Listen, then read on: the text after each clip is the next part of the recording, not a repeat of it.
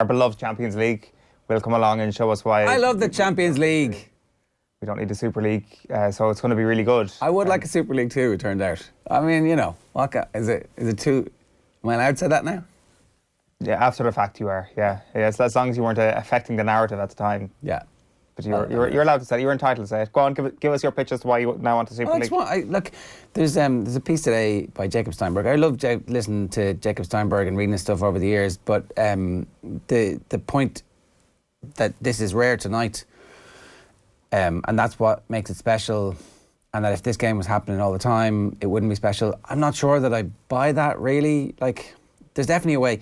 The format for the Super League, as it was suggested, was completely wrong. They should have gone to a much bigger, more clubs,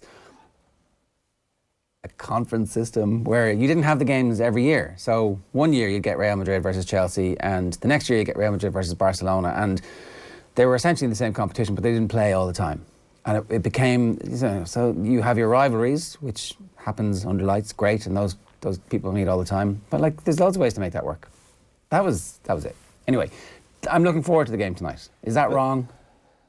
Am I wrong? Like, world-class footballers playing against each other under lights midweek? No, this is the part of capitalism in football that you're allowed to like. We've decided now that any UEFA-run competition is now okay.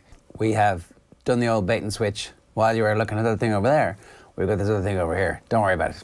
Nothing to worry about. It'll be fine.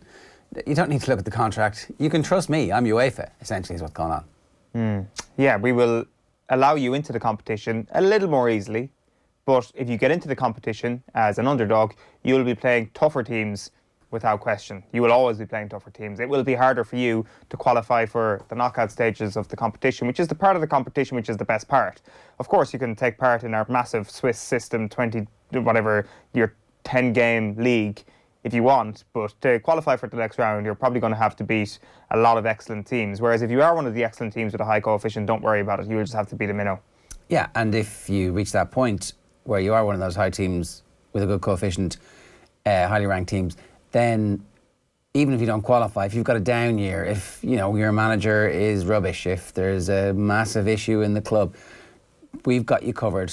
We'll grandfather you in because you were good once upon a time. So the new league is a cack-handed version of a European Super League where you can still qualify from your local league, but because the super teams will have guaranteed levels of income, they're going to be able to buy all the best players.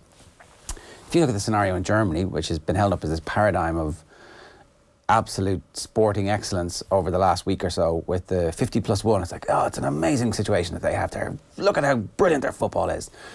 Bayern Munich are currently just hoovering up all the best Leipzig players because Leipzig are now the second best team and they're about to get their 33-year-old manager. They've done this before with Dortmund in the past, when Dortmund were the second best team who were threatening to take what was going on with Bayern Munich. So I'm just a little bit wary of taking lectures on the rude health of club football from the Germans, who have allowed Bayern Munich to reach the point where it's essentially a one-team league.